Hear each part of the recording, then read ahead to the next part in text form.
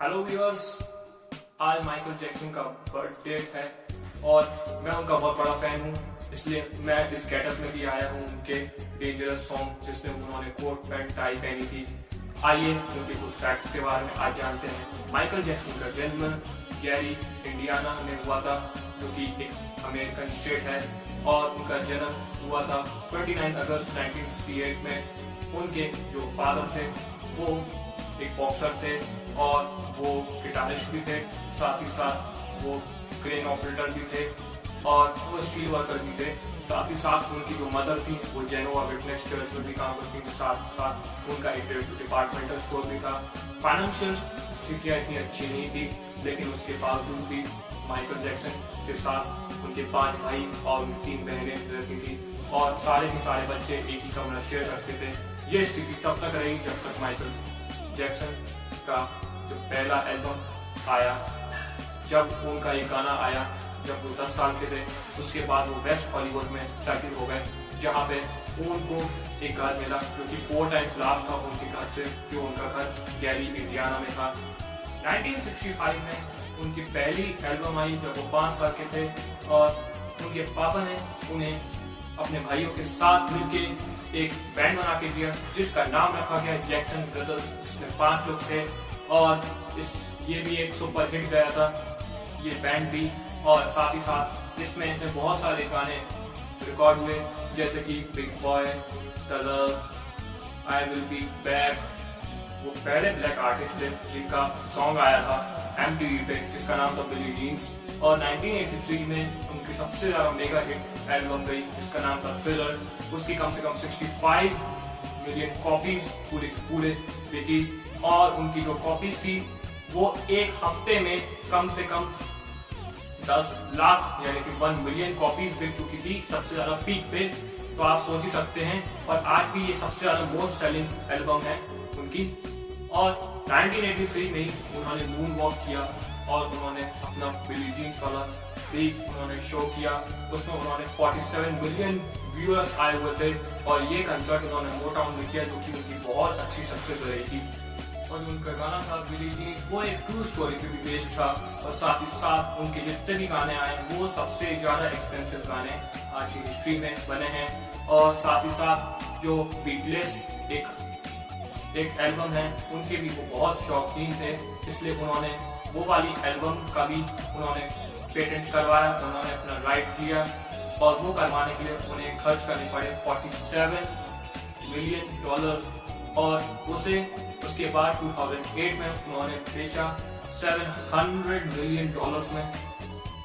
Michael Jackson के इतने success होने के बाद उनका एक फुटबॉल क्लब था जिन्होंने माइकल जैक्सन से कांटेक्ट किया था, जो कि एक्सिटर सिटी FC पे था। और साथ ही साथ जो वहाँ के डायरेक्टर थे वो चाहते थे कि वो माइकल जैक्सन वहाँ पे आए और अपनी स्पीच दे, जिससे कि उनका जो क्लब है वो उसकी अच्छी पब्लिसिटी हो और अच्छे व्यूज आए। तो साथ ही साथ उन्होंने स्पीच भी दी उनके फुटबॉल क्लब वालों के लिए, और जो पैसे मिले उन्होंने आधे पैसे चैरिटी में दान किए, जो कि एड्स की चैरिटी थी। उसके बाद इतने सब मेहनत करने के बाद उस क्लब में एक दिन माइकल जैक्सन को उसका डायरेक्टर भी बना दिया गया उस क्लब का, जिसमें कि वो अपने रोल डिसीजंस ले सकते थे और फुटबॉल टीम्स के लिए वोट भी कर सकते थे। उनको ये भी सक्सेस मिली। साथ ही साथ वो जू लवर थे, वो एनिमल लवर थे। वो उन्होंने एनिमल लवर थे इसलिए उन्होंने अपना खुद का जू भी खरीद लिया था। उनके पास इतने पैसे से उन्होंने खुद का जू खरीद लिया और उसमें बहुत सारे तरह के एनिमल्स थे, यहाँ तक कि उन्होंने एलिफेंट भी रखा। और साथ ही साथ उन्होंने एक पेट भी अपने लिए ऑर्डर करवाया, वो भी एक अच्छे जू से। जो पेट था चिंपांजी, जिसका नाम बबल रखा था। वो और माइकल जैक्सन के बीच में इतनी गहरी मित्रता थी कि वो मतलब शूटिंग के लिए भी आते थे, जो वैन में जाते थे वो भी साथ जाते थे और साथ ही साथ सब चीजें साथ में करते थे, डिनर भी साथ करते थे, रहते भी साथ में थे। यहाँ तक कि इवन उनका चिंपैंजी उनका वॉशरूम भी शेयर करता था। और माइकल जैक्सन ने ये भी कहा था अपने बच्चों से कि इसे तुम अपना ब्रदर, वैसे तो उनका स्टेप ब्रदर था, उन्होंने कहा था कि आप इसे भाई की तरह रखना, मतलब मेरे मरने के बाद भी आप लोग इसका अच्छे से ध्यान रखना चिंपैंजी का। ये चिंपैंजी माइकल जैक्सन के लिए बहुत इंपॉर्टेंट है। एक बार क्या हुआ था, थ्रिलर एल्बम के सक्सेस के बाद उन्होंने पेप्सी का भी ऐड किया था, पेप्सी कंपनी के लिए। तो एक पेप्सी जब ऐड कर रहे थे तो उसमें एक स्टंट था आग वाला, तो उससे वो इंजर्ड हो गए थे और इंजर्ड होने के बाद उनका बहुत लॉस हुआ, यहाँ तक कि उनकी स्किन भी बर्न हो गई, साथ ही साथ हेयर लॉस हो गया। उसके बाद उनको एक आर्टिफिशियल हेयर भी लगाने पड़े अपने लिए, ये था। और वो आए थे 150 साल जीने के लिए, उनका लक्ष्य था, इसलिए वो सोते भी ऑक्सीजन चैम्बर वाले प्लेटफॉर्म पे थे। एटमॉस्फेयर में 21% ऑक्सीजन, 78% नाइट्रोजन होती थी, उनके ऑक्सीजन चैम्बर में 100% ऑक्सीजन मिलती थी। उनके गानों में ये बात है स्टंट, वो उनको किंग्स ऑफ पॉप इसलिए ही कहा जाता है कि उनके गानों में इतना ज्यादा एक्साइटमेंट, इतना ज्यादा जोश, इतना ज्यादा एंथुजियाज्म है।